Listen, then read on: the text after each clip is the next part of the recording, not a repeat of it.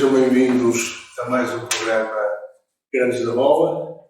Hoje para alguns assuntos para discutir. Vamos começar por falar sobre a Seleção Nacional e o resultado que obteve perante a República Checa, agora não era Checa, mas agora é Chequia, que foi um bom resultado e onde se nota que já apesar do grande jogador que é, já não estamos tão dependentes do Cristiano Ronaldo, não é, Fernando?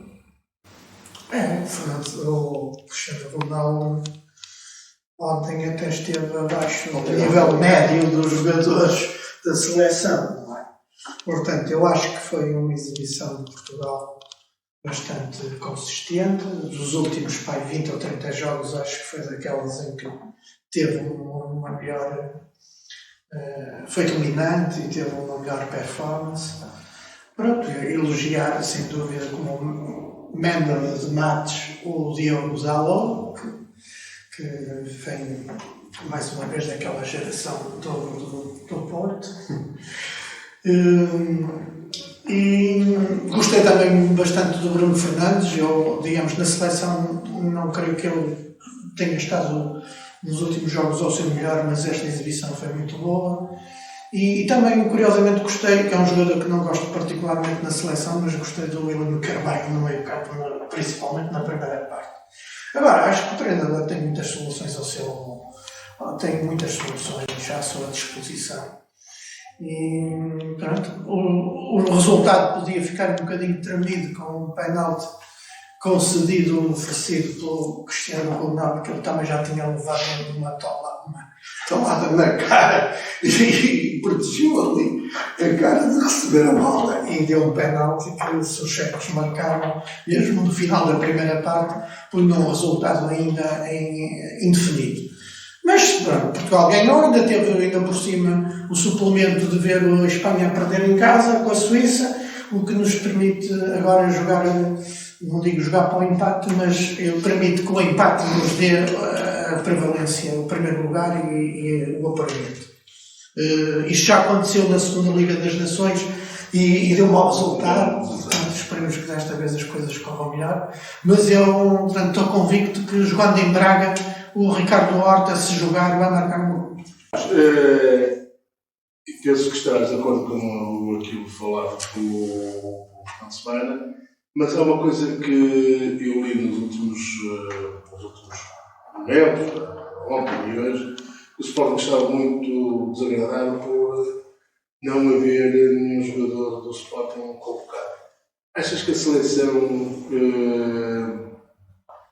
não está bem alimentada, entre aspas, o termo, já como que esteve no banco os jogadores com valia já reconhecida e com méritos? Que jogadores é que tu achas que o Sporting, o plantel do Sporting, tinha um lugar nesta seleção? Boa tarde aos meus colegas de painel, boa tarde para quem nos acompanha semanalmente. Vou responder à sua questão, que é muito pertinente, com todo o gosto, mas deixe-me só, em relação ao programa da semana passada, fazer aqui, portanto, duas correções.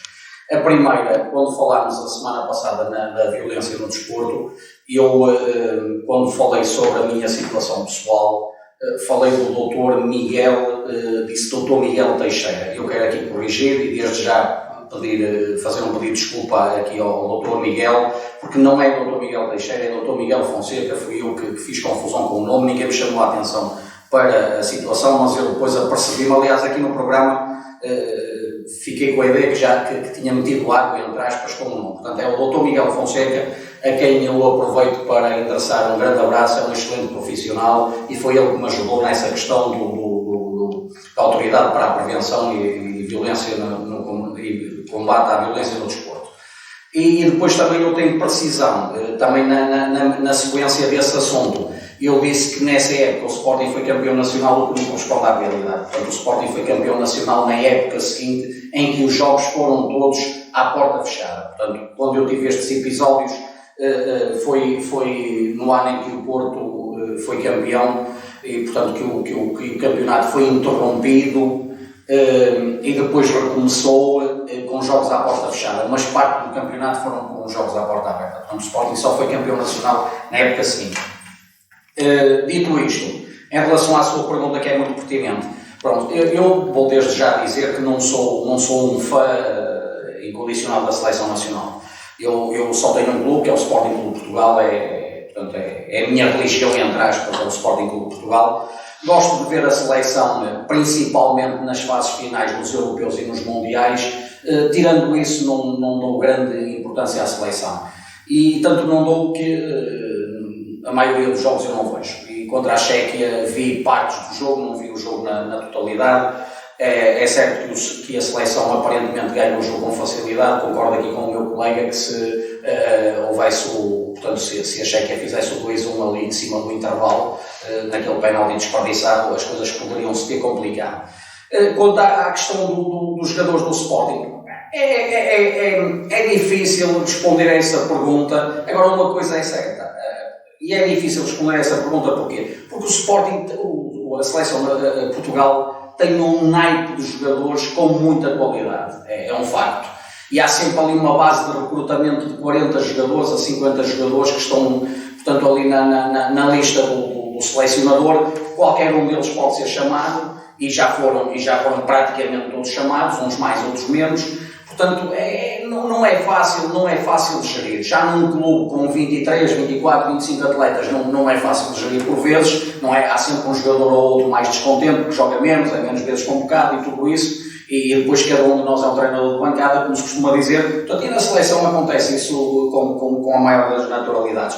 Agora, eu tenho esta ideia, posso estar errado, mas há muita gente a pensar como eu. Há muitos interesses por trás disto, portanto, portanto, quando assim há jogadores que são favorecidos em detrimento de outros, não pela sua qualidade futebolística, mas porque são agenciados pelo agente X e o agente Y, e toda a gente sabe quem é que eu estou a falar do manda-chuva, do gajo que manda nisto tudo em Portugal e não só, é o dono disto tudo, portanto, nem vale a pena falar no nome dele, porque, pronto, é uma pessoa que, embora não conheça pessoalmente, pronto, é uma pessoa que não me diz muito sinceramente, pronto, mas ele lá vai levando a vidinha dele e está podre de rico e portanto, a ideia que eu tenho, se calhar poderá ser uma ideia errada, mas é que a Federação Portuguesa de Futebol está capturada por estes jogos de interesses e, portanto,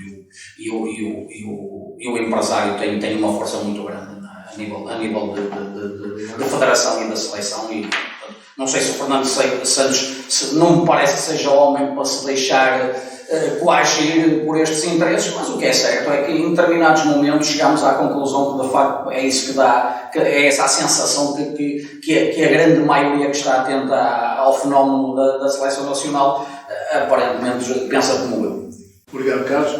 Joaquim Ribeiro, de facto hoje Portugal a seleção portuguesa tem que recorrer aos jogadores do estrangeiro porque, de facto, as equipas portuguesas não têm condições financeiras para manter os grandes jogadores cá dentro, não é?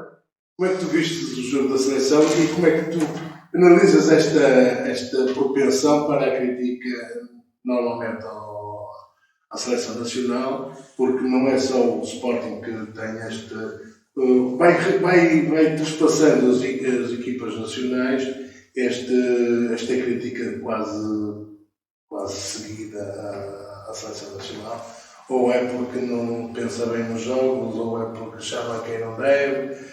Há sempre assim, nomeadamente as equipas grandes têm sempre esse problema subjacente. O que é que tu tens a dizer sobre isto e também sobre a seleção nacional e o efeito hoje menos notório da presença do Cristiano Ronaldo? Ou seja, se a equipa hoje que produz muito bom futebol não está tão dependente do Cristiano Ronaldo. Boa tarde a todos. E, em primeiro lugar, eu quero dizer, eu sou admirador da seleção e de tudo o que é a pátria e os símbolos do país. Portanto, eu tenho um respeito muito grande pelo hino, pelo símbolo, pela bandeira e, portanto, estas situações são aquilo que nos deve orgulhar e de representar quando é chamado para alguma coisa a representar, seja no Festival da Canção, seja no Festival da Salmeirinha, ou seja no futebol. Isto deve ser uma situação que nos deve orgulhar a todos quando está em causa a representação do país. Em relação a isso, logicamente há algumas... A seleção, neste momento, e há algum tempo a esta parte, a Seleção Nacional de Futebol tem vindo a criar, a ganhar, a ter um palmarés brutal. Tem evoluído com qualidade, claro que isto fruto também de muitos jogadores que foram para os grandes clubes da Europa e que se estão a mostrar com qualidade ímpar no futebol. Essa situação trouxe-nos vantagem, mas quem criou estes grandes valores foram os clubes nacionais. Depois há a clubita que muitas vezes estranho, quando os jogadores estavam todos no mesmo clube, havia sempre aqueles que gostam que sejam os dos clubes, está sempre a falar de quem, se o jogador é do clube A, do clube B ou do clube C. Isso acho que não é porque o treinador, quando está, ou o selecionador, ou um presidente de uma federação, tem todo o interesse. Como está num clube, o treinador de um clube tem todo o interesse em escolher os melhores jogadores para ganhar o jogo. Não vejo que haja situações de conivência para meter o A em detrimento do B. Em igualdade de circunstâncias pode haver um favorecimento, mas é em igualdade de circunstâncias. O que temos hoje é que, de facto, Portugal tem um leque de jogadores fantástico, como nunca teve. E por isso permite-nos hoje jogar ao melhor nível mundial. E não me admira nada que Portugal seja campeão mundial. Nunca isto foi falado antes. E hoje vê-se um selecionador a falar que vai para ganhar. Nunca isto aconteceu. Os treinadores falam, dizem que vão ser para ganhar. Nunca nenhum treinador, nunca nenhum só um maluco é que dizia antes que Portugal ia ser campeão do mundo. Hoje tem condições para dizer e reconhece que a equipe tem capacidade, a equipe ou o conjunto de jogadores à disposição tem capacidade para ser campeão do mundo. Este é um facto. Foi campeão da Europa, foi campeão da Taça das Nações, tem presenças nos últimos 20 anos quase permanentes. Isto tem sido brilhante e é isto que temos que apoiar. E não me admirava nada que fôssemos campeões do mundo, porque o naipe de jogadores que Portugal tem é fantástico. Não interessa, independentemente se é do clube A, do clube B ou do clube C. Esta é que é a situação que se passa e, como tal, não fico admirado que Portugal possa ganhar qualquer jogo. Portanto, só não ganha se criar facilidades, ir para os jogos, não levar isto muito a sério. E temos neste momento uma situação, porque se tivéssemos um Cristiano Ronaldo com menos de 10 anos, então estávamos completamente estratosféricos. Mas temos um Cristiano Ronaldo que ainda é útil, que é muito útil, que põe muito respeito, que dá muita força aos mais jovens, que é capaz de colocar e de pôr a equipe com outras valências que sem ele, se calhar, poderia andar mais perdido. Portanto, acho que não quer dizer que o Cristiano Ronaldo tenha que jogar sempre, mas, aliás, ele deste jogo até foi o pior jogador, se calhar, porque falhou 3 situações que nunca na vida ele passaria poder falhar. Duas pelo menos são tão flagrantes. E pronto, mas vamos, acredito que vamos para fazer um grande campeonato do mundo. Carlos, vamos agora mudar de tema, vamos falar agora numa coisa que o Sporting tem vindo a dar cartas de uma forma estrondosa em Portugal e também no estrangeiro, que é no futsal, e tem ganho sucessivamente. Mais uma vez ganharam ontem a Supertaça de Futsal. Tens a dizer sobre isso, para além da alegria que já está no teu rosto, o que é que há para dizer sobre isso? E o ar de tristeza aqui de fim de semana, porque foi contra o Benfica, isto parece recorrente, essas vitórias sucessivas no futsal. É certo que foi uma grande vitória. Eu tive o prazer e o privilégio de estar presente, praticamente. Perto de casa, não é? Sim, perto de casa. Da última vez que tínhamos jogado em Matosinhos, tínhamos perdido precisamente para o Benfica, mas temos praticamente ganho sempre.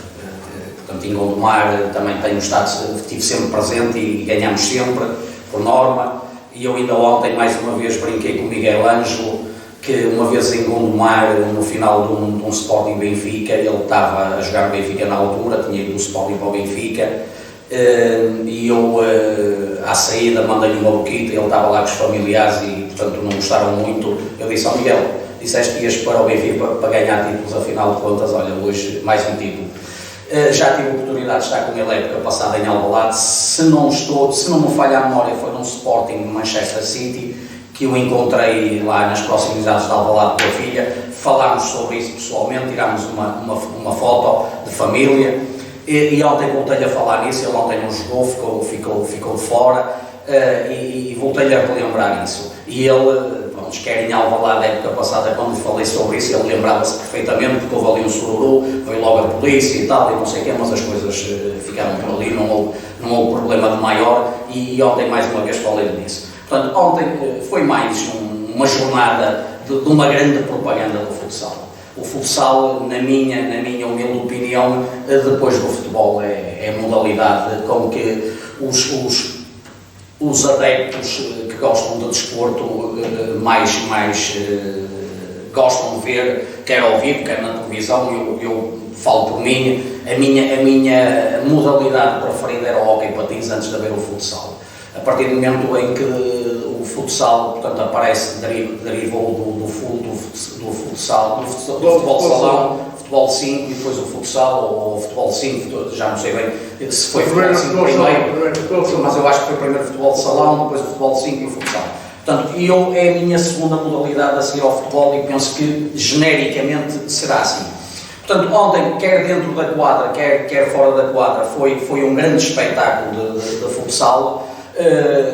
Tenho que ser realista, poderia pender para qualquer um dos lados, e depois os penaltis, portanto, acaba por ser uma montaria, no futebol do 11, e ganha o Sporting, e como se costuma dizer, 5 contra 5 ganha sempre o Sporting, por norma. Pronto, e para além da alegria que tive, portanto, tive gentilmente o treinador adjunto de futsal do Sporting cedeu-me estas imagens em que podem ver, portanto, esta jogada aqui, portanto, a chamada jogada de laboratório, é que dá o 2-1 ao Sporting, que foi marcado pelo Érico Mendonça. Portanto, esta jogada aqui, portanto, temos aqui 4 esquemas táticos, digamos assim, e uma delas deu golo, foi precisamente o 2-1 do Érico Mendonça. Portanto, gentilmente, o Paulo Luís, que é o treinador adjunto do Sporting, cedeu-me essa. Portanto, o Benfica está quase que... Pois, quer dizer, eu aqui já vou repetir, eu acho que num programa antigo já falámos nessa história do futsal. É claro que ficaria muito mais satisfeito ganhando do que perdendo. Mas pronto, digamos, também não é uma desilusão se considerarmos que são duas equipas que estão ao nível de top europeu ou mundial na modalidade. Portanto, digamos, só pode ganhar uma. Pronto, ainda não foi desta. Eu já disse aqui off-record aos meus colegas que há ali qualquer problemazito psicológico de pressão, pressiona mais, se calhar, os jogadores do Benfica nesses momentos decisivos, neste caso, mais uma vez, nos penaltis, tem sido no prolongamento, quer dizer, os resultados é tudo ao milímetro, portanto, e de facto... E bem que são duas equipas e os últimos duelos têm sido favoráveis. Registro foi um bom ambiente e viu-se na bancada adeptos normais, quer dizer, vamos esquecer as claques lá nas zonas de segurança das claques que, devido à sua agressividade, têm que ser controladas, mas estavam adeptos misturados com camisolas do Benfica e do Sporting, e eu não tenho conhecimento de que tivesse havido registros de maior. Agora, mas apesar de ter perdido, como benfiquista, também nos últimos tempos não tem sido nada maus para o meu clube e para os meus adeptos. Eu queria referir que o Benfica qualificou-se para a Liga dos Campeões de Basquetebol, portanto, tendo derrotado 3 equipas, portanto, as 2 primeiras foram mais fáceis, mas a última alemã havia dúvidas porque os alemães eram favoritos. Tivemos um jogador que marcou 30 e tal pontos, foi fantástico, nos lançamentos de 3 pontos. Portanto, vamos jogar a Liga dos Campeões de Basquetebol. Ao A contrário. primeira equipa portuguesa. Sim, mas não apesar de chamar Liga dos Campeões, não é a prova mais importante do basquete europeu. Atenção, é só a terceira. O que acontece é que, a meu ver, nas modalidades, enquanto o handball e o voleibol e o futsal mais, no topo superior, que somos campeões do mundo, mais uma vez, ganhámos a taça intercontinental em termos de seleções, portanto, ganhando a Espanha também nos penaltis, que é outra coisa aí. Portugal, portanto, as coisas nessas decisões fundamentais internas, portanto, a balança tem pendido para o Sporting, em termos internacionais, a balança tem pendido para Portugal nas últimas decisões que tem feito, sempre também ali, claro, já é ao nível, ao top máximo, as diferenças são mínimas. Mas Portugal ganhou a taça de intercontinental. No basquetebol é um bocadinho diferente. Depois, a nível europeu, o voleibol e o handball também se tem portado relativamente bem, mas o basquete, o nosso nível interno do basquete está um bocadinho mais longe do top europeu. E também falar no futebol feminino, que o Benfica venceu o jogo da primeira mão no Rangers, na Escócia, e agora vai jogar, acho que quarta-feira, creio eu, se não me engano, esta ou quarta ou amanhã, mas eu acho que é quarta, contra o jogo da segunda mão, e tem uma vantagem de 3-2, e se passar, portanto, está na fase de grupos da Champions League, aí sim, de forma equivalente ao setor masculino. Portanto, também as coisas não são más para o Benfica, aliás, ultimamente tem tido boas notícias. Se me permitir só mais um minutinho, ou se calhar nem tanto, para uma referência àquilo que o meu colega fez em relação à questão da seleção e dos empresários, do empresário. Por sinal, ouvi esse discurso rigorosamente semelhante, por outras palavras, naturalmente, através de também um adepto do Sporting, representante do Sporting, num painel televisivo, que também apontava para que houvesse interesses na seleção e o empresário, porque os jogadores são representados por determinado empresário. Ora, há uma questão na estatística que nós aprendemos, nós estamos aqui em formação quase toda de economia, e há um conceito de correlação e um conceito de relação de causa e efeito. Quer dizer, vamos dizer que a venda de biquínis e a venda de gelados, quer dizer, está altamente correlacionada, mas não tem relação nenhuma de causa e efeito. O que acontece é que no tempo de verão vende-se mais biquínis e mais gelados, portanto, porque a temperatura, que é um terceiro fator que está, digamos, associado a anos. Então, bem aqui, eu não sei, não estou lá nos interiores da seleção e dos interesses, mas também não sei se o empresário representa os melhores jogadores e estes vão à seleção, ou se é por os jogadores serem bons que são representados por aquele empresário e por isso vão à seleção. Portanto, não sei. Agora, às vezes, é verdade, às vezes presinto que na filosofia do Fernando Santos que haja uma hierarquia e que os jogadores que são convocados não estão todos a par. Eu isso percebo. Ainda ontem percebi quando ele tirou o Danilo, que já tem um amarelo para preveni-lo para o jogo com a Espanha, e em vez de meter um central de raiz, que seria neste caso um jogador que foi convocado pela primeira vez, preferiu fazer recuar o Palhinha. Portanto, não sei se ele tem algum objetivo de a médio prazo colocar como centrais o Palhinha e o Danilo e prescindir de centrais de raiz. Enfim, cada um tem as suas maneiras. Depois desculpou-se que ele se esqueceu que tinha ali um central. Se calhar foi por isso que o Rafa também prescindiu de ir à seleção, porque porventura foi esquecido muitas vezes. É o tema a seguir, que vamos